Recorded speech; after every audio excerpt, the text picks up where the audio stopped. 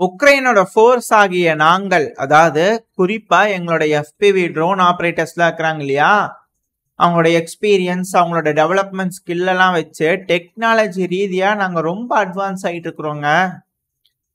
இதெல்லாம் இந்த அட்வான்ஸ்மெண்ட்ல இருக்கிறதுனால ரஷ்யாவோட அந்த லாங் ரேஞ்சு, இந்த மீடியம் ரேஞ்சு ட்ரோன்கள்லாம் இருக்கு இல்லையா, அதெல்லாம் எதிர்கொள்ள முடியுது எங்களால. இதனால அந்த லாங் ரேஞ்ச், மீடியம் ரேஞ்ச் இருக்கக்கூடிய, அந்த ஷார்ட் ரேஞ்ச், மீடியம் ரேஞ்ச் இருக்கக்கூடிய ஏர் டிஃபென்ஸ் சிஸ்டம் கம்மியா இருந்தாலும் இந்த ஒரு தொழில்நுட்பத்தை வச்சு எங்களால டேக்கிள் பண்ண முடியுங்க அப்படிங்கிறது போல ரொம்ப நம்பிக்கையா பேசிக்கிறாங்க. இது பேசினதுக்கு அப்புறம் தான் கீவ்ல வந்து சரமாரியான அட்டாக் நடந்திருக்குது. பட் ஆனா இப்ப நம்ம இதை சொல்லி என்ன சொல்ல வராங்கன்னு, எங்களோட எஃபிவி ட்ரோன் ஆப்ரேட்டர்கள் இருக்கிறாங்கல்ல, பறந்துட்டு இருக்கும்போது ட்ரோன்கள், ரஷ்யாவோட ரிகானிசான் ட்ரோன்கள் நிறைய பறக்குது இப்பெல்லாம் உக்ரைனுக்குள்ள. ஸோ அதனால பார்க்குற பக்கம்லாம் இருக்கிறதுனால ஈஸியாக எங்களோட எஃபிவி ட்ரோன்கள் வந்து குறி வச்சு அடிச்சிடுறாங்க. அப்படியே போய் ட்ரோன் ராமிங் முதல்ல சொல்லியிருப்போம்னு நினைக்கிறேன். இப்போ வந்து அது பிரபலமாக பேசப்பட்டு வருது. இது போல் தொழில்நுட்பங்கள் வந்து அவங்க அட்வான்ஸ்மெண்ட் ஆகிட்டே இருக்கிறதுனால கொஞ்சம் சமாளிச்சிடலாம், ஏர் டிஃபென்ஸ் சிஸ்டம்லாம் கம்மியாக இருந்தாலும் சமாளிச்சிடலாம் அப்படிங்கிறத சொல்லப்பட்டு வருது. உக்ரைன் தரப்பு வந்து எந்த அளவுக்கு டெக்னாலஜி அட்வான்ஸ்மெண்ட் அப்படிங்கிறத நம்ம பார்க்குறோம். இதே போல இது நான் சொல்லலை, மற்ற ரஷ்யாவோட தரப்புலாம் சொல்லலை, இது சொல்றது வந்து உக்ரைனோட சோர்சஸ், உக்ரைனோட மீடியாக்கள் கொடுக்கக்கூடிய செய்திகள் இது. ஓகேங்களா? இதே ரஷ்யா தரப்புல நம்ம என்ன பார்த்தோம், ரஷ்யா ஒரு காமிகாசி ட்ரோன்கள் செய்யறாங்க. அந்த காமிகாசி ட்ரோன்கள் துல்லியமா இன்னொரு ட்ரோனை குறி வச்சு அடிக்கிறதுக்கான ட்ரோன்களை செஞ்சுட்டு இருக்காங்க. ஆனா இவங்க எஃபிவி ட்ரோன்களே எல்லாத்துக்கும் பயன்படுத்துற மாதிரி பண்றாங்க. எந்த அளவுக்கு பாருங்க. அதான் ஒரு எஃபிவி ட்ரோன் பறந்துட்டு இருக்குன்னா டேங்க் அடிக்கலாம், ஆர்மடுக்க வெஹிக்கிள் அடிக்கலாம், சோல்ஜர் அடிக்கலாம், மேலே பறந்துட்டு இருக்க இன்னொரு ட்ரோனையும் அடிக்கலாம், எதை வேணா செய்யலாம். அது ஹெலிகாப்டர்லாம் சேஸ் பண்ணிக்கிறாங்க. அது போல வீடியோ பதிவுல வந்துருக்குது. ஹெலிகாப்டரே நாங்கள் அடிச்சிருக்கிறோங்க அப்படிங்கிறது போல உக்ரைன் சொன்னாலும் ஆச்சரியப்படுறதுக்குல. பட் இருந்தாலும் டெக்னாலஜி அட்வான்ஸ்மெண்ட், போர் சூழல் ஏதோ ஒன்று பயன்படுத்தி ஜெயிச்சாங்கன்னா எல்லாத்துக்கும் சந்தோஷம் தான், ஒன்றும் பிரச்சனை இல்லை. ரொம்ப கடினமான உழைப்பாளிகளா இருக்கிறாங்க இல்லையா, அதனால அவங்களுக்கு ஒரு சல்யூட்டை திருப்பி கொடுத்துடலாம். இப்போ அடுத்த செய்திக்கு போயிடலாம். இப்போ ரஷ்யாவோட ஆயில் டேங்கர்ஸ்லாம் இருக்கிறாங்க இல்லையா, அவங்க மேல சாங்ஷனை போடலாமா அப்படிங்கிறது போல அமெரிக்கால வந்து பேச்சுவார்த்தை போயிட்டு இருந்திருக்குது. ஆனா சவுதி தரப்புல வந்து பாத்தீங்கன்னா இந்த ஆயில வந்து கட் பண்ணலாமா, காசை ஏத்தலாமா அப்படிங்கிறத யோசிச்சுட்டு இருக்கிறாங்க. ரஷ்ய தரப்புல ஆல்ரெடி ஆயில் ரிஃபைனரி மேல அடி விழுந்துட்டு இருக்கு.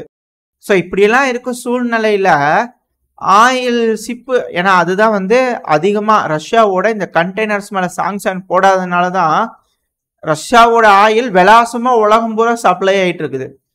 அதுக்கு சாங்ஷனை போட்டுடலாம், இப்ப முதல்ல ரஷ்யாவோட இன்கம் சரிச்சிடலாம் அப்படிங்கிறதோட யோசிக்கிறாங்க. ஆனா முடியல, வேண்டாம், இப்போதைக்கு வேண்டாம் அப்படிங்கிறதோட முடிவெடுத்துட்டாங்களாமா. இதுக்கு காரணமா இன்னொரு விஷயம் சொல்லப்படுது. அதாவது ஆயில் வாங்காதீங்க, கேஸ் வாங்காதீங்க, யூரோப்பியன் யூனியனே நாங்க உங்களுக்கு பாத்துக்கிறோம், நாங்க உங்களுக்கு தரோம் அப்படிங்கிறதோட அமெரிக்க தரப்புல இருந்து வாரி வாரி இருக்கிறதெல்லாம் கொடுக்கறதுக்கு திட்டம் போட்டுக்கிறாங்க அமெரிக்க தரப்புல இருந்து. ஆனா அமெரிக்காவுக்கு ஒரு விஷயம் மிக முக்கியமா தேவைப்படுது, நியூக்ளியர் ஃபியூயல். வேற ஒண்ணுமே இல்லை, record amount of nuclear fuel Russia கிட்ட இருந்து வாங்கி ஸ்டோர் பண்ணிட்டாங்க. அதனால இப்ப இந்த ஆயில் கண்டெய்னருக்கான சாங்ஷன் வேண்டாம்னு யோசிக்கிறாங்களா அப்படிங்கிறது போல ரஷ்ய தரப்புல இருக்கக்கூடிய சில நபர்களை நாக்கெல்லாம் கேட்கறது உண்டு. பட் ஆனா அதெல்லாம் அமெரிக்கா கண்டுக்கிற மாதிரி இல்லை. உலகத்தோட நன்மைக்காக தான் என்னைக்குமே அமெரிக்கா செயல்படும், அதை நம்ம புரிஞ்சுக்கணும் எப்பவுமே.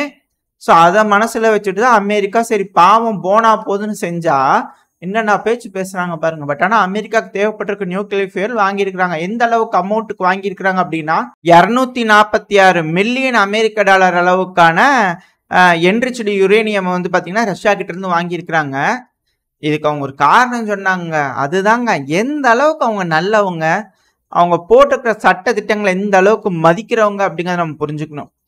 என்னன்னா மே மாசம் இதை வாங்கியிருக்கிறாங்க, 91 டன்னு கிட்ட வாங்கியிருக்கிறாங்க. ரெக்கார்டுங்க, இது வந்து ரொம்ப அதிகமா வாங்கியிருக்கிறாங்க. திடீர்னு ஷார்ட் ஸ்பேன்ல அதிகமா வாங்கியிருக்கிறாங்க அமெரிக்கா அப்படிங்கிறது போல ரஷ்ய தரப்பு சொல்லிக்கிறாங்க. டாலர்ல சொல்றாங்க. இது எப்படிங்க சாங்ஷனு, பேங்கிங்ல வேலை செய்யக்கூடாது, எப்படி கொடுத்தல் வாங்கல்லாம் நடக்குது அப்படிங்க தெரியல. பட் ஆனா அது அமெரிக்கா நல்லவங்க, பொருளை மட்டும் வாங்கிட்டு காசு ஒரு பேங்க்ல போட்டு அதை ஃப்ரோஸ் பண்ணி உக்ரைனுக்கு கொடுக்கறதுக்கு திட்டம் போட்டாலும் போடலாம், அது ஆச்சரியப்படுறதுக்குல.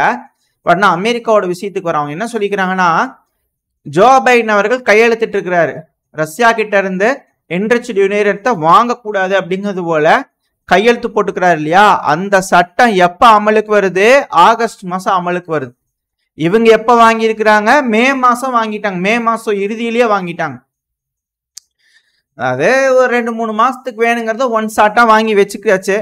இப்ப நாங்க சட்டம் போட்டாச்சு, நாங்க வாங்குறது இல்ல அப்படிங்கறதோட சொல்லிக்கலாம். ஆகஸ்ட் மாசம் ஆரம்பிச்ச உடனே அதுக்கு முன்னாடி கமுக்கமா வேணுங்கிற அளவுக்கு வாங்கிடலாம். அதுக்கப்புறம் எப்படிங்க ஒரு 2-3 மாசம் இந்தியா உங்க கையில வந்து என்னென்னமோ கலர் கலரா பூசிக்கிறீங்க அப்படிங்கறதெல்லாம் கேட்க வேண்டியது. இருந்தாலும் பரவாயில்ல, நம்மளும் காது கொடுத்து கேட்டுக்க வேண்டியதுதான். அமெரிக்கா நியாயஸ்தர்கள், தேவதூதர்கள், அது இந்த விஷயத்திலயும் மாற்றுக்கிறதுலாம் மறந்துடாதீங்க. அமெரிக்கா நல்லவங்க, புரியுதுங்களா? இதுக்கப்புறம் மேபி ஒரு 3 மாசம் அதுக்கு விடுப்பு கொடுத்துட்டு வாங்கிட்டு திருப்பி சாங்ஷனை போட்டாலும் ஆச்சரியப்படுறதுக்குல. அப்பேற்பட்ட நல்ல மனுஷர்கள் அமெரிக்கர்கள். இப்போ ஆயில் கண்டெய்னருக்கு சாங்ஷன் போட முடியல. இங்க என்ரிச்டு யுரேனியம் சேல்ஸ் பிச்சுக்குது. இதுல அமெரிக்கா மட்டும் இல்ல, சீனா வாங்கி கூச்சிக்கிட்டு இருக்கிறாங்களாமா. இது ஒரு வேற கதை போகுது. சரி, ஓகே. இது போல அதிகமான சேல்ஸ் ரஷ்யா கிட்ட நடந்துகிட்டு இருக்கு. ஆனா உக்ரைனோட அதிபரான ஜெலன்ஸ்கி அவர்கள் என்ன நம்பிட்டு இருக்காரு? பவர்ஃபுல் ஆர்மி, பவர்ஃபுல் எக்கனாமியான அமெரிக்கா, அப்புறம் சீனா, அப்புறம் யூரோப்பியன் யூனியன்ல இருக்கக்கூடிய அந்த கூட்டமைப்பு எல்லா நாடுகளும் சேர்ந்து மத்தியஸ்தம் பண்ணி பேச்சுவார்த்தை நடத்தினா மட்டும்தான் இந்த ரஷ்யா உக்ரைன் பிரச்சனையை தீர்த்து வைக்க முடியும். அதுவும் பீஸ் ஃபார்முலா ஞாபகம் இருக்குதுங்களா? 10 பாயிண்ட் அதை வந்து மேற்கோள் காமிச்சுக்கிறாரு. மற்ற இதெல்லாம் நம்ம ஒத்துக்கிறதா இல்லைங்க. அந்த 10 பாயிண்ட் பீஸ் ஃபார்முலாவை பேஸா வச்சு பவர்ஃபுல்லான எக்கனாமிஸ்லாம் ஒருங்கிணைஞ்சு கூட்டு முயற்சினால ஒரு அமைதி பேச்சுவார்த்தை உருவாக்க முடியும். அதுதான் சாத்தியங்க. அப்புறம் மீடியா பர்சன்ஸ் வந்து கேட்டிருக்காங்க, எங்க விக்டர் ஆர்பன் அவர்கள் தன்னிச்சு அவங்ககிட்டயும் பேசிக்கிறாரு, போய் ரஷ்யா கிட்டையும் பேசிக்கிறாங்க, அமைதி பேச்சுவார்த்தைக்காக பேசிக்கிறாங்களாமா அப்படிங்கிறது போல கேட்டதுக்கு அவர் தரப்பு என்ன சொல்லிக்கிறாங்கன்னா, இதெல்லாம் எங்க நடந்ததுன்னா போலாண்டு வார்சால வச்சு நடந்திருக்குது. இந்த டொனால்ட் டஸ்க் அவர்கள் இருக்காரு இல்லையா, அங்க கையெழுத்து போட்டாங்களா, அந்த சமயத்துல பத்திரிகையாளர் பேட்டி சந்திப்பப்போ இதெல்லாம் பேசிக்கிறார். அதாவதுங்க பவர்ஃபுல்லான எக்கனாமிக்ஸுங்க, பவர்ஃபுல்லான மிலிட்டரி இருக்கணும், புரியுதுங்களா? சும்மா ஒருத்தங்க 2 பேரு அப்படிங்கிறதுலாம் இல்லை, எல்லாம் கூட்டு முயற்சி தான். அப்படி ஒரு அழுத்தம் கொடுத்தாதான் ரஷ்யாவுக்கு பேச்சுவார்த்தை கூட்டிட்டு வர முடியும், சும்மாலாம் நடக்காதுங்க அப்படிங்கிறது போல ஜெலன்ஸ்கி அவர்கள் சொல்றாரு. ஆனா இதே அமெரிக்கா, ஜெலன்ஸ்கி அவர்கள் நம்புற அதே அமெரிக்கா ரஷ்யா கிட்ட இருந்து என்னெல்லாம் வாங்கணுமோ எல்லாத்தையும் வாங்கி வச்சுக்கிறாங்க அப்படிங்கிறது போல வேறொரு செய்திகள்ல இருந்து நம்ம படிச்சு தெரிஞ்சுக்க வேண்டியதா இருக்கு. இதெல்லாம் ஜெலன்ஸ்கி அவர்கள் பார்த்து படிக்கிறாரா என்ன அப்படிங்கிறது தெரியலன்னா சில அனலிஸ்ட் தரப்பு சொல்லிட்டு இருக்காங்க. இட்ஸ் ஓகே, பட் ஆனா அவங்க சொல்றாங்க. ஆனா இத உக்ரைனோட மீடியாக்கள்ல என்ன எழுதியிருக்கிறாங்க அப்படின்னா, ஜெலன்ஸ்கி அவர்கள் வந்து ஆர்பன், ஹங்கேரியோட விக்டர் ஆர்பன் அவர்களால மத்தியஸ்தம் பண்ண முடியாது, அதுக்கான காரணங்கள் என்னென்ன அப்படிங்கறதோட ஜெலன்ஸ்கி அவர்கள் சொல்றாருன்னு எழுதியிருக்கிறாங்க. ஒரு நபர் ஒரு நாடு நல்லா இருக்கணும்னு மனசுல வச்சுக்கிட்டு முயற்சி எடுத்து 2-3 நாடுகள் கிட்ட போய் பேசுறாரு. அவரை கொஞ்சமாச்சும் மதிக்கலனாலும் பரவாயில்ல, கண்டுக்காமையா விட்டுருக்கலாம், பட் ஆனா ஏங்க இப்படி செய்றீங்க அப்படின்னு சில நபர்கள் கேட்கறாங்க. பட் இருந்தாலும் உக்ரைன் இன்னும் பாடம் கற்றுக்கொள்ளவில்லை அப்படிங்கிறதோட சொல்லப்பட்டு வருது. சரி, ஓகே. ஆனா விக்டர் ஆர்பன் அவர்கள் அவரோட பணியை சிறப்பா தொடர்ந்துகிட்டே இருக்கிறாரு. முதல்ல உக்ரைனுக்கு போனாரு, 2வது ரஷ்யாவுக்கு போனாரு, 3வது சைனாக்கு போனாரு, இப்ப அமெரிக்காக்கே போறாரு அப்படிங்கிறத சொல்லப்பட்டு வருது. ஸோ இங்க மத்தியஸ்தம் பண்ணி அவரோட தலைமையில ஒரு மிகப்பெரிய கூட்டணியை யூரோப்பியன் யூனியன்ல சேர்ந்துகிட்டு இருக்கு, அது வேற விஷயம். ஆனா பவர்ஃபுல் பர்சன் ஆயிட்டாரு ஹங்கேரியோட விக்டர் ஆர்பன் அவர்கள். இப்படி இருக்கும் சமயத்துல அமெரிக்காவுக்கும் போயிருக்கிறாரு, நேட்டோ மீட்டிங் நடக்கும் போது அதுக்காகவும் போயிருக்கலாம். பட் ஆனா அவர் தரப்புல இருக்கக்கூடிய அழுத்தங்கள் எடுத்து வைக்கப்படும் நேட்டோ மீட்டிங்ல அப்படிங்கிறத சொல்லப்பட்டு வருது. இல்ல என்னென்ன மனநிலையில இருக்கிறாங்க எல்லாரும் தெரிஞ்சுக்கிட்டு போய் நேட்டோ மீட்டிங்ல ஒப்பிக்கிறதுக்காக போறாரா அப்படிங்கிற கேள்வியும் வருது. இரு கண்ணோட்டத்திலையும் பார்த்துக்கிட்டு இருக்காங்க. அவுட்புட் வரட்டும், 11ஆம் தேதிக்கு மேல என்னென்ன முடிவுகள் நேட்டோ கூட்டமைப்புல இருந்து எடுக்கிறாங்க அப்படிங்கிறத பொறுத்து வந்து பார்ப்போம். விக்டர் ஆர்பன் அவர்களும் தெளிவா சொல்லியிருக்கிறார். என்ன சொல்லியிருக்கிறாருன்னா, அதாவது அமெரிக்காவோட பாலிசி என்னவோ அதை அப்படியே பார்த்து எழுதிடுறாங்க. இங்க காட்டுங்க, ஓ இங்க பாயிண்ட் வச்சுக்கீங்களா, புல் ஸ்டாப் வச்சாச்சுங்க அப்படிங்கிறது போல ஒரு புல் ஸ்டாப்புக்கு அம்மா விடாம எல்லாத்தையும் காப்பி அடிக்கிறது தான் யூரோப்பியன் யூனியனோட வேலை அப்படிங்கிறது போல ஹங்கேரி ஆர்பன் அவர்கள் தரப்புன்னு சொல்லியிருக்கிறாங்க. யூரோப்பியன் யூனியனுக்கு என்ன நல்லதோ அதை செய்யுங்கப்பா அப்படிங்கிறது போல அவர் தரப்புல இருக்கு. பட் இருந்தாலும் உக்ரைனுக்கு என்ன நல்லதுங்கிறது உக்ரைனே முடிவு எடுக்க முடியல. எப்படி இருக்கும்போது என்னங்க இதுல இருக்க போகுது அப்படிங்கிறத சில அனலிஸ்ட் தரப்புல புலம்பிட்டு இருக்காங்க. உங்களோட புலம்பல்கள் என்ன, உங்களோட கருத்துக்கள் என்ன அப்படிங்கிறத மறக்காம கமெண்ட் செக்ஷன் சொல்லுங்க. இதோட இந்த பதிவு நான் முடிச்சுக்கோ. இந்த பதிவு எப்படி இருந்துச்சு, உங்களுக்கு பிடிச்சுன்னா லைக் பண்ணிட்டு உங்க ஃப்ரெண்ட்ஸ் அண்ட் ஃபேமிலியோட ஷேர் பண்ணிக்கோங்க. அது கூடவே மறக்காம இந்த பதிவு பத்தின உங்களோட கருத்துக்களை கமெண்ட் செக்ஷன்ல சொல்லுங்க. இந்த பதிவு நல்லா இருக்குன்ற நம்பிக்கையில் அடுத்த பதிவில் உங்களை சந்திக்கிறேன். அது வரைக்கும் ஸ்டே சேஃப், பை.